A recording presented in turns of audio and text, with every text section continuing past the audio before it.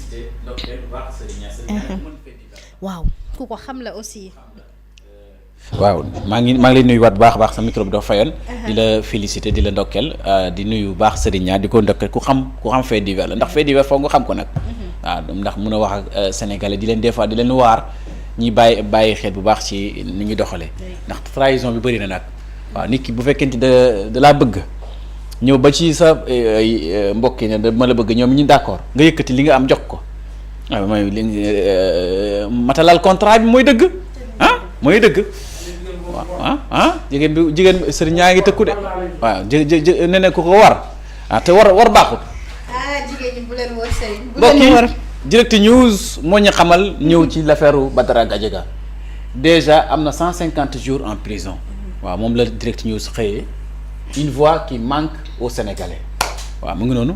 te mooy chroniqueur bi nga xamante ni jàkkaarloo bi moom chaque àjjuma bu sañcee ba taxaw di wax ak li mu wax nag moom nag dafa aaye waa Pastef moom Badara Gadiaga la seule évocation de son nom renvoie à un personnage qui a marqué le paysage médiatique ces 2 dernières années à travers l'émission dénommée Jàkkaarloo waaw moom daal Jàkkaarloo moo ko siwal moo ko fësal. La cour d'appel a confirmé ce jeudi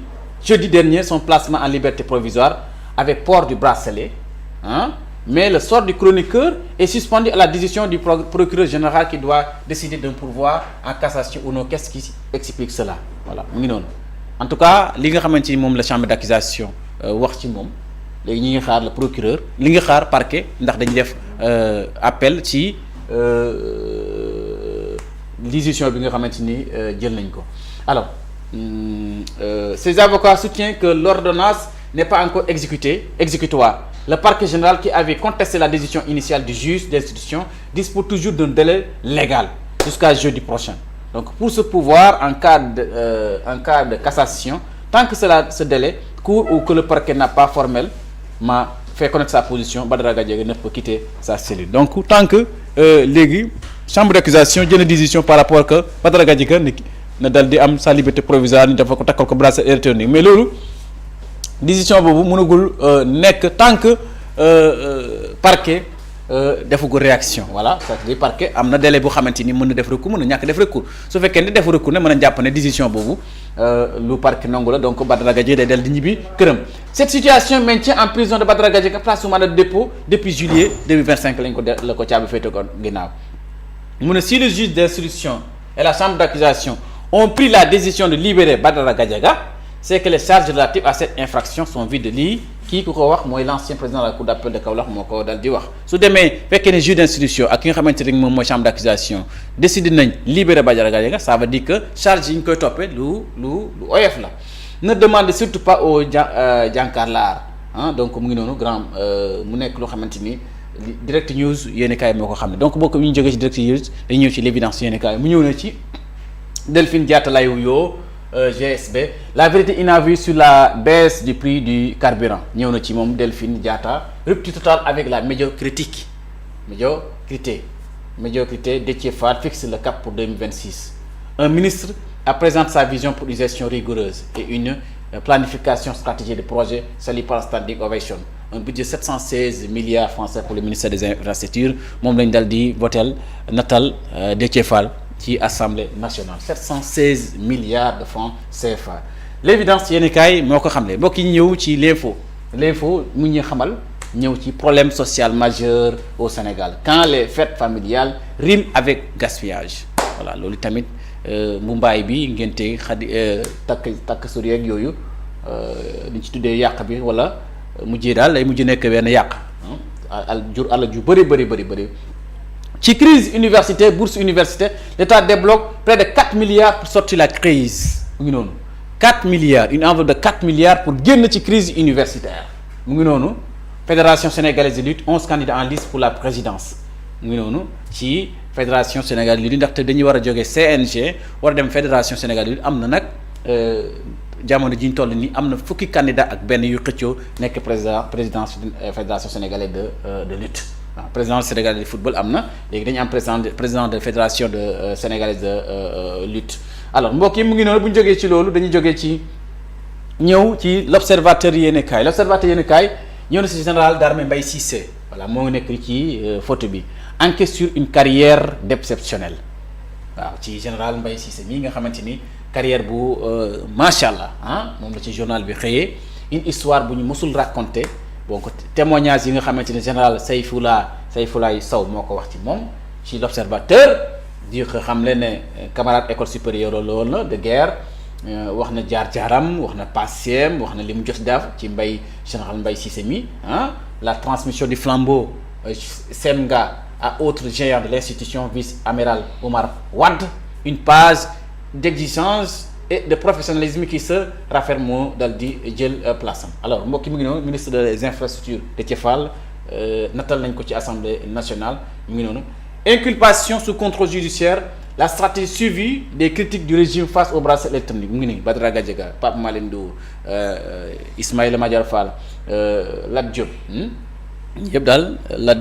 ñu ngi ci bracelet électronique te desee nag li nga xam ne Badara Gadiaga ci quelques jours dana leer ndax dana ko am wala du ko am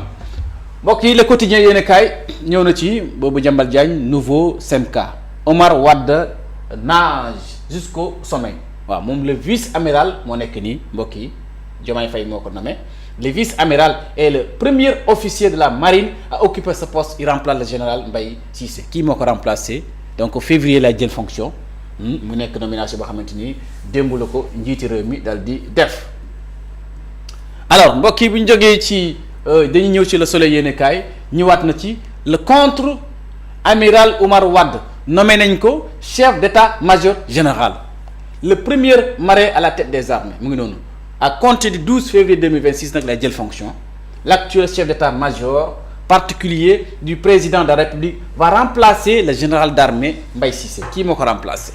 Yoyo amiral Oumar Wade donc le futur Semka aura pour successeur au poste de Sempar le général de brigade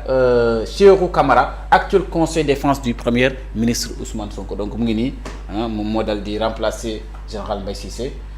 paiement des bourses sur le plan de sortie de crise du gouvernement moom la teg na une enveloppe de 4 milliards de francs CFA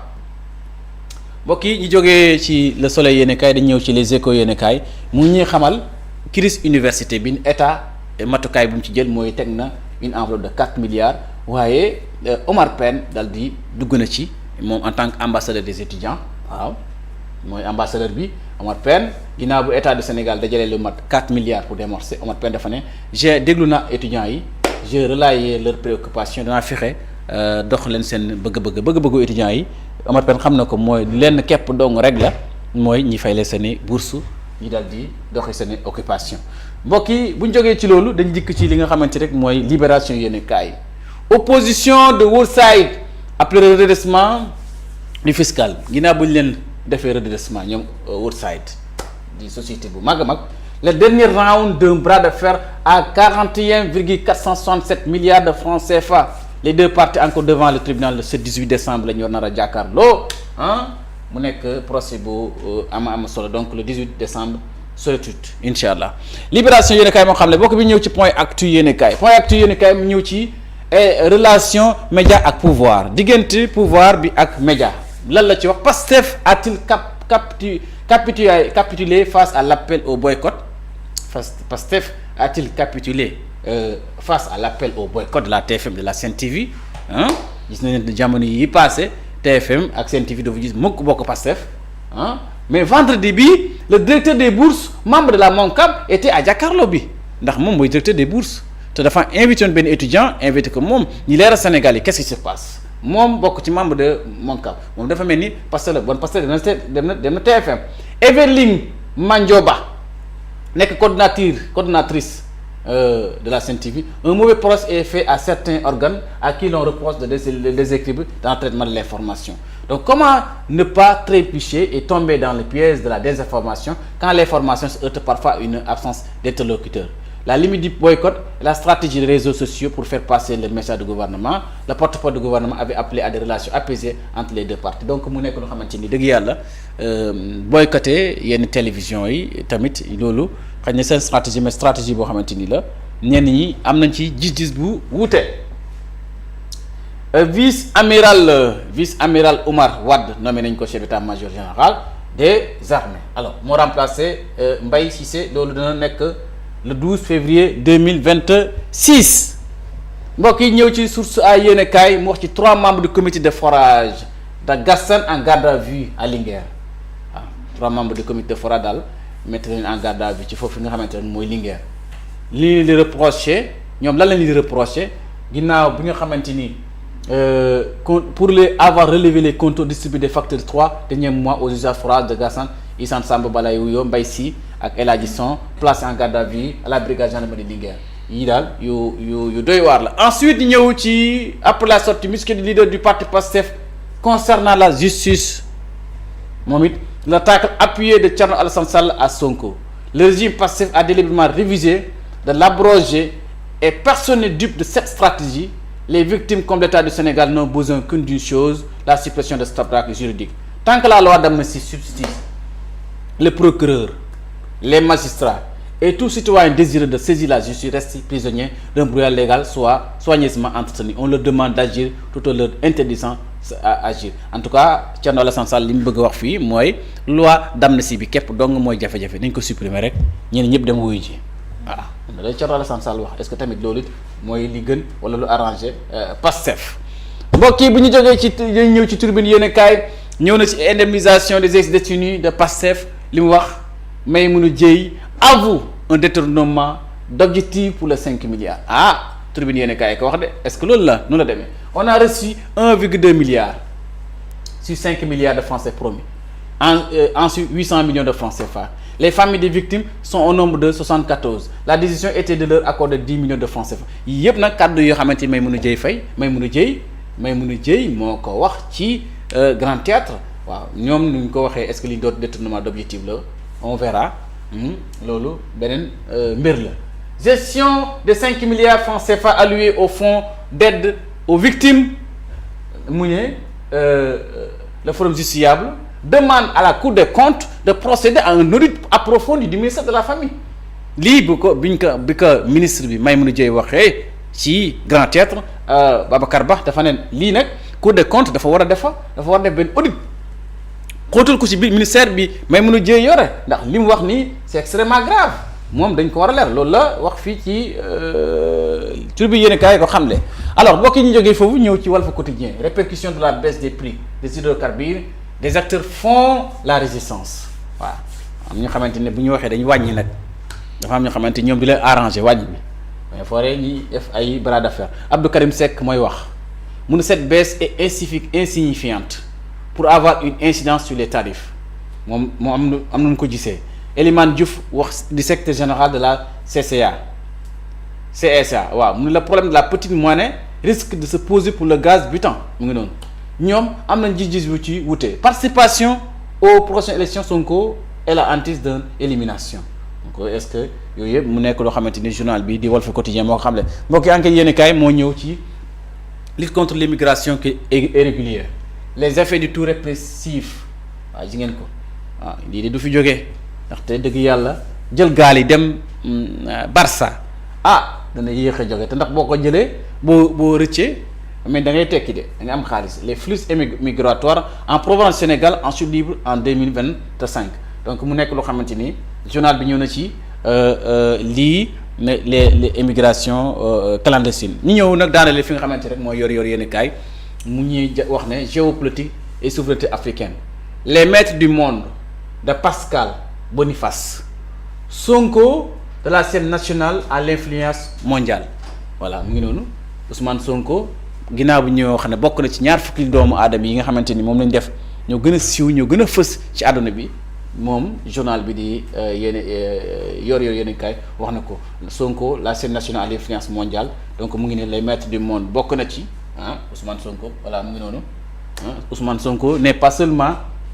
un acteur politique sénégalais. Il incarne une véritable rupture, une figure qui porte l'aspiration à la souveraineté et à la dignité nationale. Au-delà des frontières, son discours souverainiste résonne auprès des jeunes africains et inspire des mouvements de réflexion politique et sociale à l'échelle continentale. Selon Pascal Boniface, expert de renom en relations internationales, Sonko dépasse largement le rôle traditionnel d'un chef de gouvernement. Il est devenu un acteur géopolitique capable d'influencer les rapports de force internationaux, de proposer un cadre d'analyse global et de redéfinir la place du Sénégal sur la scène mondiale. Plus qu'un leader national, Sonko incarne une nouvelle génération de dirigeants africains qui remettent en cause les modèles établis, articulent une vision alternative du développement et réinvente la manière dont l'Afrique se projette dans le monde. muy nekk gis-gis bu xamante dëgg yàlla kii di Pascal Boniface moo ko wax ci Ousmane Sonko seede yu rafet rek kon mbokk yi lii leen indiloon ci li gën a fës ci xeetu yéenekaay bi tey bi jërëjëf. jërëjëf Elmat jërëjëf ñi ñu doon bàyyi xel di ñu seetaan fépp fu ñu mënti nekk Sarr Cheikhou ñu ngi koy jaajëfal Yali Diagne ñu ngi koy jaajëfal ak ki nga xam ne moom mooy Mame Seydi ak Paul Sagna Ernest Manga ñu ngi koy jaajëfal bu baax ak Gédel Sall nuyu nañu ko Mamadou Bodian Maymouna Diédhiou El Hadji Diouf André Hubert Mauricio itam ñu ngi koy nuyu bu baax a baax di leen jaajëfal mbokk yéen itam di leen dellu di leen jaajëfal ak les hommes de l'ombre